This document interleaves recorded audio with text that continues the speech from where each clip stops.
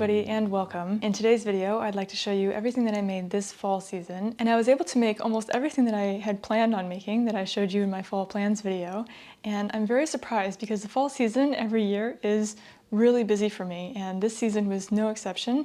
I had a big work event that takes place in Germany every year, mid-October, that I went to, and then the end of September I was in Barcelona for work as well, meeting with Catalan and Spanish publishers for a few days, and that was so cool. I also took off 2 days and went to Sitges, which is about 30 minutes by car down the coast from Barcelona, and I was able to walk in the sun, get my feet in the sand, go for one last swim in the Mediterranean before the gray and rain that is fall and winter and most of spring in Paris. And it was beautiful. And I also got to meet Lisa of Lisa Makes, who lives in Sitges and who is originally from Canada and who makes knitting and sewing videos here on YouTube as well. I'll link her channel below if you'd like to check it out. But it was so cool to meet her in person. I wouldn't have thought of going to Sitges before watching her channel. I've been watching her for years, and it looked like such a beautiful place that I wanted to go and see it myself since I was going to be not far in Barcelona. And it was really cool to be able to meet her as well. It's always really cool to meet other creators, and we got to talk about knitting and sewing over coffee and then a seaside walk, and that was really cool. So I highly recommend checking out her channel. She has especially a lot of knitting content that I find really interesting and that inspires me a lot. And so it might inspire you too. And then coming back to Paris after Germany in mid-October, I hit the ground running with our Friendsgiving that we host every year at our house. And then we also got to go visit my sister-in-law in Brussels, where she lives with her boyfriend. And then we also had Thanksgiving with the family that I have who live here in Paris as well. And then also birthday celebrations. And so these past months have been super busy. And so just thinking of the holiday season coming up and the end of the year holidays, it almost feels easy in comparison to in the summertime when I'm looking at my fall season. And so I'm looking forward to taking some time getting ready for the holidays at the end of the year and baking and decorating and just sort of relaxing a little bit. And so I might also relax when it comes to my sewing projects because I'm tired. But I have 10 projects to show you today, 10 finished sewing projects, and then I have one knitting work in project that I'd like to show you. But if you're new here, welcome. My name is Sarah. I am originally from the East Coast of the United States, but I moved to France in 2009 and I live and work here now. I'm a dual citizen. And on this channel, I mostly talk about my sewing projects, but I recently started knitting and I do a little bit of embroidery sometimes. And I show a little bit of my personal life here in France and what inspires me in case it inspires you too. So welcome. And without further ado, let me show you what I made this fall season. The first project that I finished at the beginning of September is this Helen's Closet Donovan skirt. This is a tried and true pattern that I make all the time. I absolutely love the way it fits, the way it looks.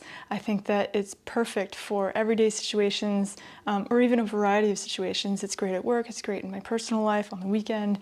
It's not too casual, it's not too formal, and it's super comfy. And I love the way that it looks different depending on the fabric you make it in. You could make it in a lightweight linen or cotton, or I like to use viscose for extra drape. And this is a viscose fabric that I've had in my stash for a little while from Mystère Tissu. And I thought it would work for the fall season because despite the pink and light pink colors, it also has this olive green sort of leafy color, and then it's on a black base. And it's got these little burgundy flowers as well. And I thought that that would work, but unfortunately, I'm always a little bit too optimistic when it comes to planning my fall makes.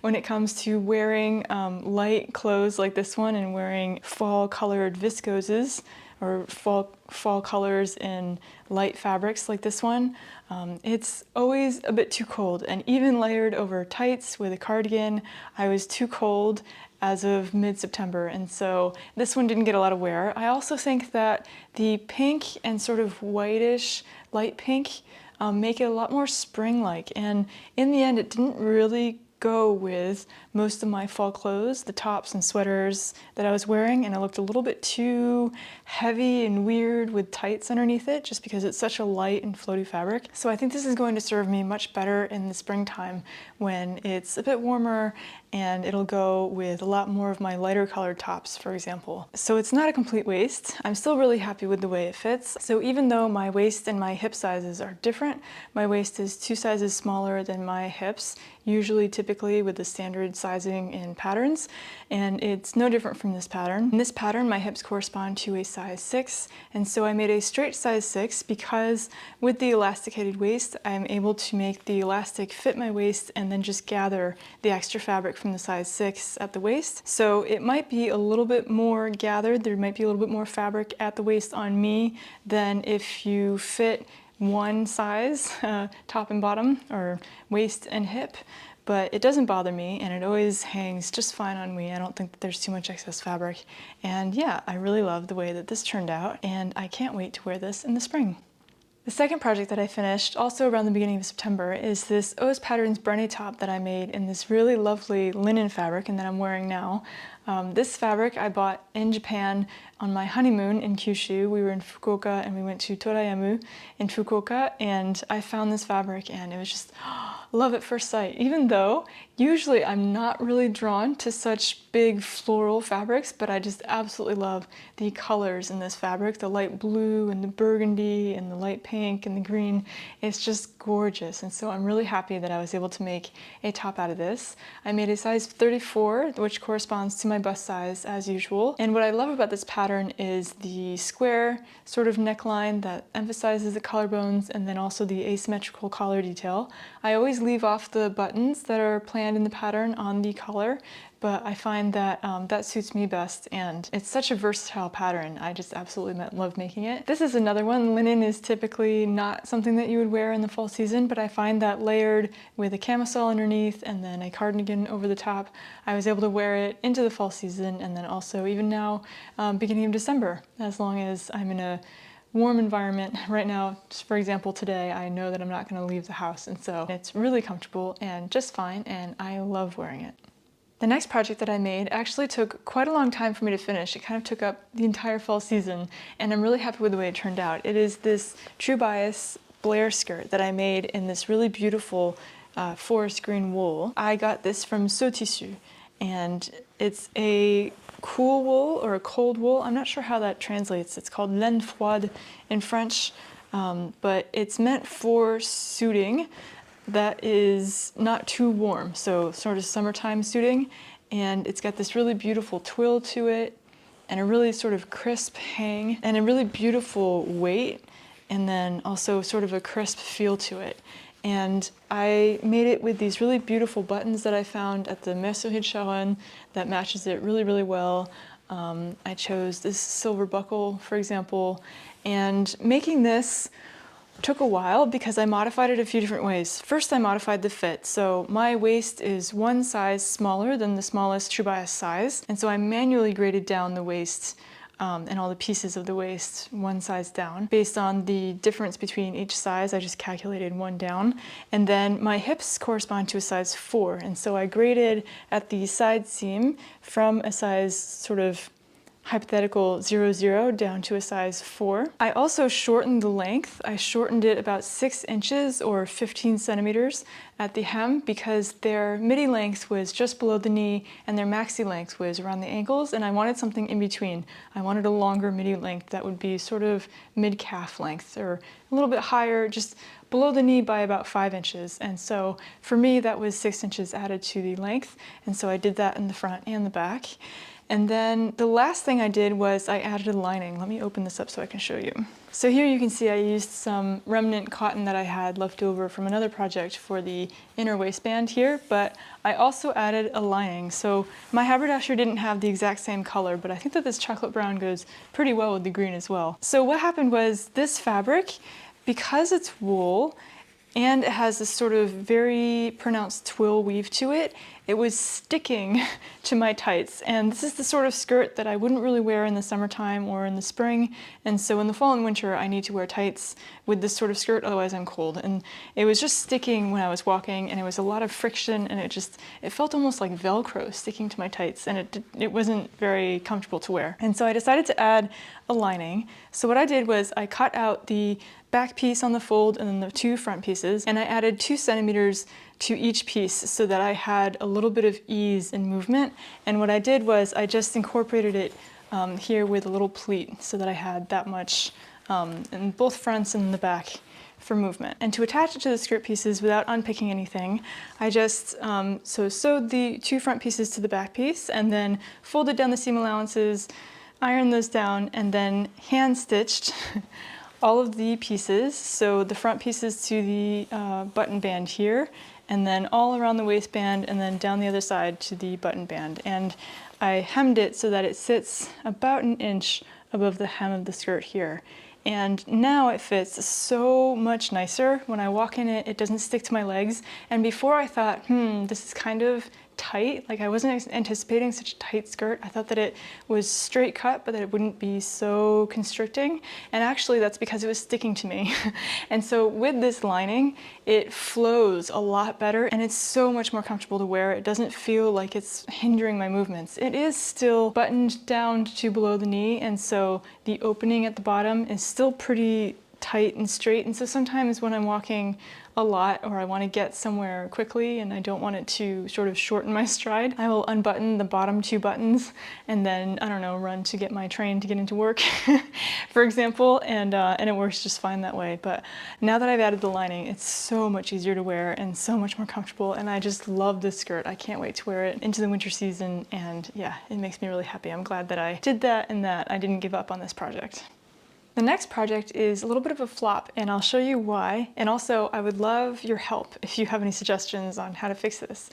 But basically, I made the Coppélia Cardi by Papercut Patterns, and I made the version that crosses at the waist and then is fixed to the side seams. The wrap is fixed, and it is a high hip length. And I made this version because I wanted to be able to tuck it into my high-waisted pants and skirts, because I've made the wrap tie waist version before, and I love that version, especially because you can control how far it wraps and how tight the wrap is. But I find that because I usually end up attaching it in the back, there's a knot in the back and it's uncomfortable when you sit down and sit back. And so I wanted to try this version so that it would sit flat at the waist and then in front and the back. But I made it in this really cool rib knit stretch wool. This is a wool fabric and it's see-through and transparent and very sort of ephemeral and still pretty stretchy. But the problem is that it doesn't have a lot of elastic recovery, and therefore the neckband is a little bit stretched out and it gapes a lot. There is about 5 centimeters of gaping with the neckband, and so I haven't really worn it. I wore it for one video, my Q&A video for 10,000 subscribers recently, so you might have seen it in that one, but I haven't really worn it since because even without a microphone weighing it down, it still gapes and it's just not very nice. It sort of just gapes open. And so I was thinking of doing, as I did with a previous Tulsa top that I knitted, of integrating elastic along the neckline, as you can do with a lot of knits, for example, to sort of tighten that elasticity. But the only sort of elastic that I have is for knits, and so it's a pretty thick, not thick, but thicker than something I can fit through a sewing needle so I think I just need to find finer elastic thread and then sort of hand stitch that around the neckband opening, and then that way it'll sit closer to my body and not gape as much. But if you have any other kinds of suggestions on how I can fix that, because I think it would be a lovely top otherwise. I think that it fits really nicely in the shoulders, at the waist, everything else is really nice, and I really love this fabric. I think it's light and just lovely. Yeah, let me know if you have any suggestions, but otherwise I think I will try sewing in some elastic thread if I find fine elastic and seeing how that goes. Next, I made the Seamwork Milo cardigan, which is what I'm wearing now, and I'll take it off so I can show you. This is a really beautiful knit fabric that I found at Tissu Mer. It is about 50% viscose and then a mix of polyester and polyamide, and it's super soft, it's super squishy with the rib knit, and it was really, really hard to sew with, but I will get to that in a minute. And I really wanted to make a cardigan with this, and I was debating between the True Bias Marlo cardigan and the Seamwork Milo cardigan. And in the end, I decided to make the Seamwork Milo cardigan because it wasn't as boxy, it didn't have as much ease, especially around the waist and the hips, and it had the same sort of thick neckband and V-neck shape and sort of relaxed shoulder fit. And so I decided to make that, and it went well. I also found these really cool vintage buttons at my local haberdashery, and they had purchased it originally from an end-of-line sale, and so these were the very last 5 buttons that they had in stock, and I think that they look so cool. And sewing this went well. I'm pretty happy with the way it turned out, but I did modify it a little bit. I shortened the sleeves to a 3/4 length sleeve because I didn't want it to be full length. I kind of like the look of a 3/4 length sleeve. Otherwise it gets caught in everything and wet and nasty, and so I'm always pushing my sleeves up anyway. And I made a size 0 all the way down, so from the top to bottom, even though my hips are a little bit wider than the rest of my upper body, because there was already so much integrated ease in the pattern that I figured that it would be fine at the hips as well. And the fit is fine. The only thing is I find that there is a lot of excess ease at the hips. So at the side seams, it sort of flares out to the hem, and I think that that was unnecessary for me because it ends up being way too much fabric for me that sort of bunches at the center front. It sort of flares at the hem, which I don't find very attractive. I think that it makes me look a little bit bottom heavy, which I already am. My hips are larger than my waist and my bust, and so I don't need that to be emphasized. It's not a big deal. I usually wear it open, and so unless I wear it shut. When I wear it shut, the excess fabric sort of gathers around the center front, which is weird. And then when I wear it open, it sort of flares at the back.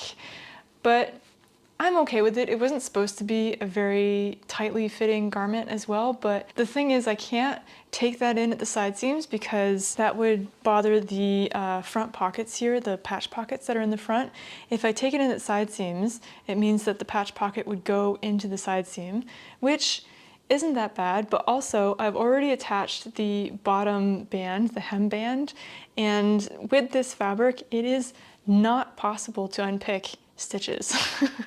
And also I used the stitch of doom, which is the lightning stitch on the machine, to attach a lot of these seams, and that is also just, it's called the stitch of doom because you cannot unpick it without ruining your fabric. And so there's no way I'm going to be able to unpick this hem band and take out the excess like at the center front here and then reattach it with no visible effect. I would have to take it in here and there'd be a bulky seam here.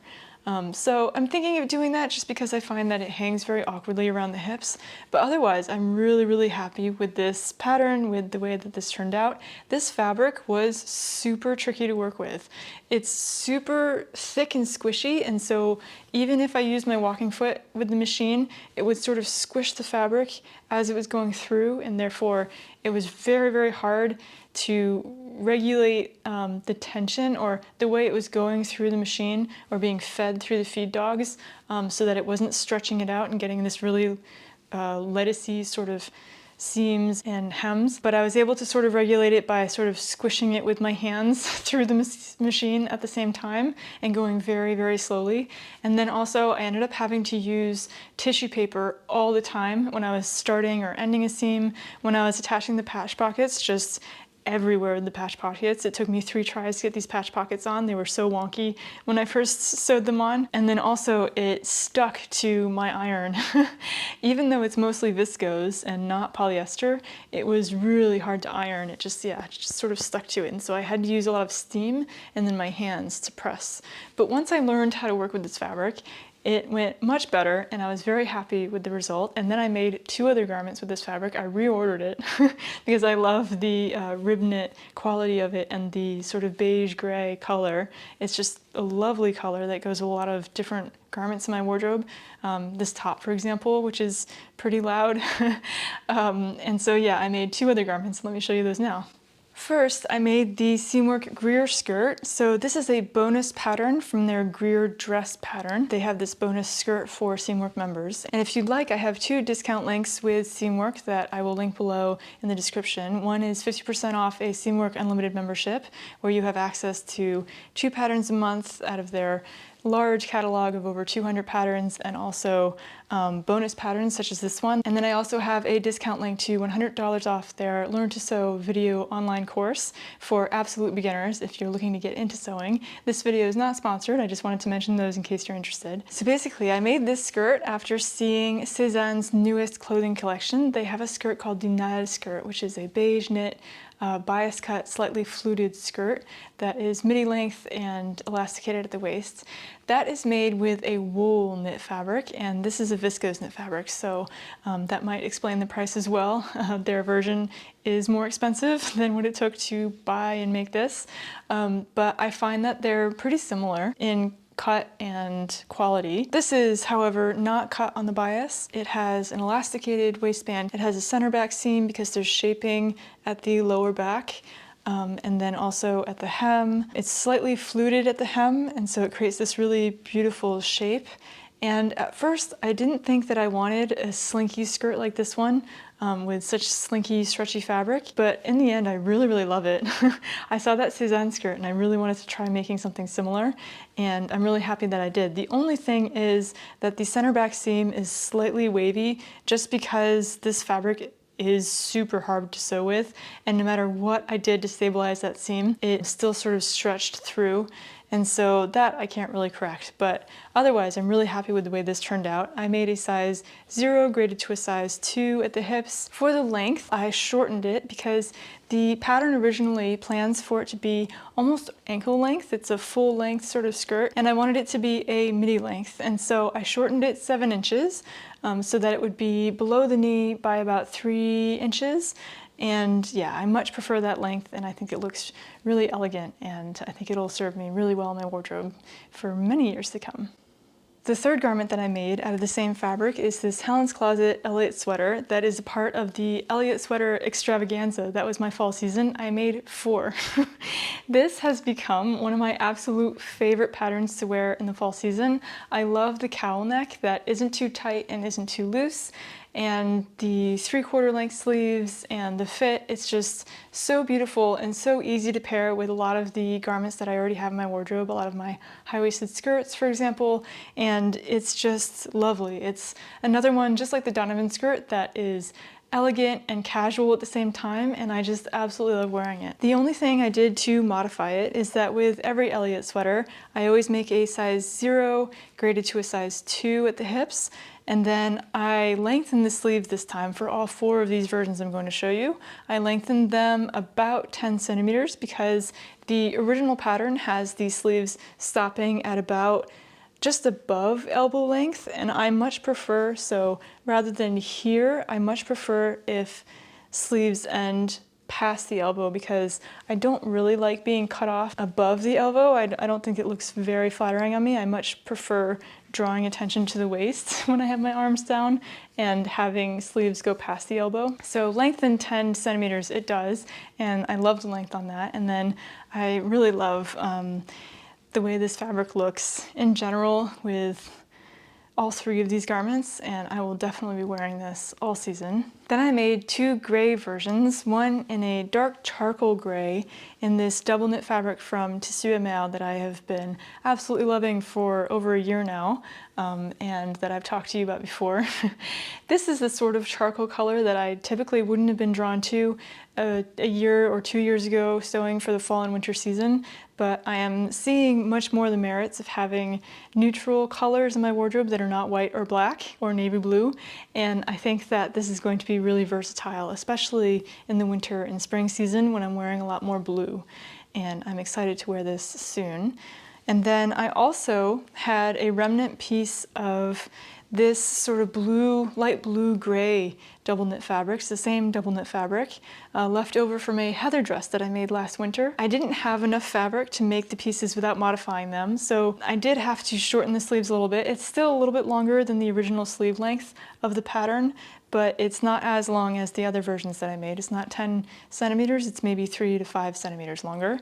And then I also had to cut out the cowl in 2 pieces rather than 1 piece on the fold with the seam at the center back. Instead, I have the seam lined up with the shoulders, where the shoulders go, even though this is a raglan sleeve and there's no shoulder seam or seam at the top here. But I think it's pretty subtle and it works pretty well. This one I haven't worn as much because this light blue color doesn't go with as much of my fall clothes. But I think that this one as well will be something that I'll use a lot more in, especially the springtime, when I have a lot of blue sort of skirts that I can wear it with in the beginning of the springtime when it's still cool. And I think that this is going to be something that I wear in my wardrobe quite a lot, just like all the other versions, and I'm really excited to have 4 of them now to add to my wardrobe. The 4th Helen's Closet Elliot sweater that I made this fall season is in this light taupe color, and this color is something that I would never have gone for in past seasons. Before, I would have looked at it and thought, oh, too boring, I want burgundy or green or purple. And it's actually been something that I reach for all the time. I think that this taupe color or light brown goes really well with a lot of the pieces that I already have in my wardrobe, and then also with my coloring, with my dark blonde hair and sort of beigey pink skin. I think that it goes really, really nicely. And yeah, it's the same double knit fabric as the other 2. It's really, really soft, and I've been wearing this constantly in constant rotation every week, and especially paired with a new skirt that I made that I'll show you. So the skirt that I made to specifically go with the taupe colored Helen's Closet sweater, or Elliot sweater, is this Seamwork Margo skirt that I've made twice or 3 times before. In the past, I've made it in black. So I first made it in a black Ponte knit, which is 100% polyester and pretty thick. And then the second time I made it in sort of a viscose sweater knit fabric that's very, very stretchy. And I wanted to make it in chocolate brown, not only because chocolate brown is so in vogue this season, but also I thought it would go with a lot more softer colors like gray or taupe or green, and I was right. And I think that it's a much softer contrast than when I wear my black versions. And so I'm really happy with this. This is a skirt that I've made a few different times. The only thing is that because I think that this is mostly polyester, but a little bit elastane as well, because it has a really nice drape to it, but it's also really stretchy, which makes it a lot more clingy. And so I feel a little bit self-conscious when I wear this, because I have to make sure that when I tuck in my tops, I tuck them in just right so that it's not too bulky, because it'll show from the right side. But I love the way that this looks. I love the length. I love the mobility that I have with it, with these side slits in the seam. And I love the shape of this. It's not too boxy, it's not too fitted, and it's just so comfortable to wear. And so I've been wearing this also in constant rotation, and I'm really happy with the way this one turned out. So those are all of my sewing projects that I finished this season. Now I'd like to show you what I'm working on knitting-wise. I'm still working on the Kip sweater by the Coppélia or Rebecca Clow in this Durare Natura Ulysse yarn in the Poivre Blanc colorway, which is one of the yarns that was used for one of the sample photos that Rebecca made. And it's going well. I've almost finished knitting up the body, and then I need to work on the sleeves. And I really love the texture of this pattern. I have had to rip back and redo a lot of it, and then there's also a band in the back, I think, that's a little bit shorter than it should be, because I wanted it to match up at the side seams and match up around the body, but that's okay. I think it's going to be really beautiful. I think it's going to be much looser in fit than I usually wear, like a little bit more sweatshirty fit around the waist and the hips, but the texture is so beautiful that I don't think I'll mind. And yeah, I'll definitely be working on this throughout the winter season. I hope to finish it before it gets warm, but we'll see. So there you have it. Those are all of the sewing projects that I finished this fall season, as well as the knitting project that I'm working on. I'm really happy with what I was able to finish this season. I think that exploring calmer fall tones and calmer colors in general with lower contrasts is something that I'm getting more and more passionate about, and that I'm enjoying wearing at the moment, and so I'm excited to explore that in future seasons as well with other color palettes, and I hope that this was inspiring for you too. Don't hesitate to let me know what you were working on this fall season. If you have any projects that you're especially proud of that you'd like to talk about in the comments below, or if you have any patterns that were revelations to you that you can't wait to make over and over again, like me in the Helen's Closet Elliot sweater, for example. I will link below all of the patterns that I talked about in this video in the description below, so don't hesitate to check that out. And also, if you enjoyed this video, don't hesitate to leave a thumbs up and subscribe so you don't miss any new videos from me. I'm thinking of working on making an outfit for the holidays at the end of the year, but I'm not sure. That might be a vlog that's coming up soon. It depends on how much energy and time I have. But I will see you very soon with a new video here, and I hope you're all doing well in the meantime. Take care, and I'll see you soon. Bye-bye.